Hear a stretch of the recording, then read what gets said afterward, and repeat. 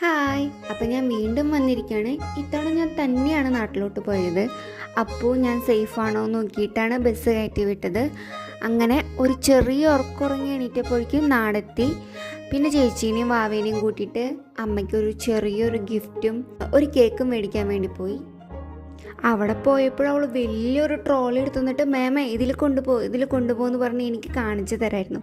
അങ്ങനെ ട്രോളിയിലൊക്കെ ഒന്ന് കറങ്ങി അവിടെയുള്ള സ്ഥലത്ത് ഒരു 4-5 പ്രാവശ്യം നമസ്കരിച്ചിട്ടൊക്കെയാണ് ഞങ്ങൾ വന്നത്. അമ്മാമ്മയ്ക്കുള്ള കേക്കൊക്കെ കണ്ടുപിടിച്ചത്. കേക്കൊക്കെ സെറ്റായതിനു ശേഷം വേഗം ഊബർ വിളിച്ചു വീട്ടിലോട്ട് പോയി. മഴ ആയതുകൊണ്ട് നമ്മുടെ അവിടെയുള്ള പാടങ്ങളൊക്കെ നിറഞ്ഞിരിക്കുകയായിരുന്നു. വണ്ടി ഇറങ്ങിയപ്പോൾ തന്നെ അപ്പാപ്പൻ റെഡി ആയിട്ട് നിൽക്കുന്നുണ്ടായിരുന്നു പേരക്കുട്ടീനെ തലോലിക്കാനായിട്ട്.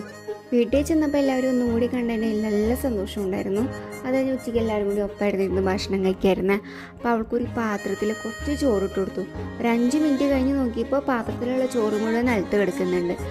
അങ്ങനെ ഭക്ഷണമൊക്കെ കഴിച്ച് കഴിഞ്ഞ് എല്ലാവരും കൂടി അമ്മയുടെ പിറന്നാളായതുകൊണ്ട് അമ്മയ്ക്ക് ഒരു ഗിഫ്റ്റും ഒരു കേക്ക് റെഡിയാക്കിയിട്ടുണ്ടായിരുന്നു. അപ്പോൾ എല്ലാവരും കൂടി കേക്ക് മുറിച്ചു. അപ്പോൾ അത്രയേ ഉള്ളൂ. ബൈ.